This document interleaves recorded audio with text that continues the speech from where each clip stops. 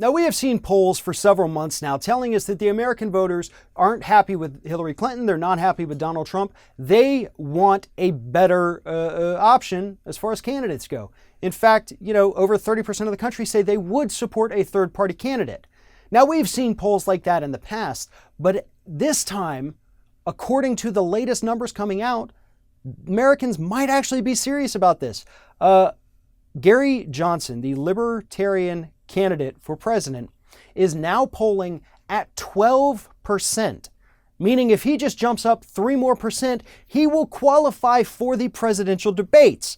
The networks have set the threshold at least 15% support among the American public in order to participate in the debates, and Gary Johnson is already knocking on that door. Now, that is remarkable, especially because Gary Johnson is going to take votes away from Donald Trump. He may get a few disaffected Democrats, those who think that we should torpedo the economy, which is basically the foundation of libertarianism. But what's even more telling is that Dr. Jill Stein with the Green Party is unable to make anything of this lack of interest in the Republican and Democratic parties.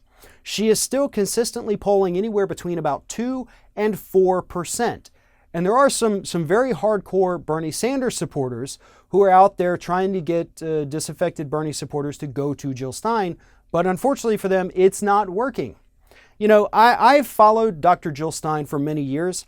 I like a lot of what she has to say. I did not agree with her when she said that Brexit was a good thing. It is, in fact, a very terrible thing. She's got some policies that I very strongly disagree with.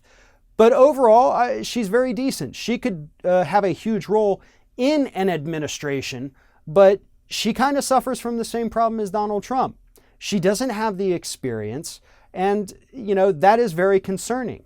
So to appoint her to a position, which I think Hillary Clinton should strongly consider if she wins the White House, perhaps Dr. Jill Stein running the Environmental Protection Agency, I think that would be a phenomenal pick. But it doesn't look like Jill Stein is going to get the numbers necessary to participate in the debates.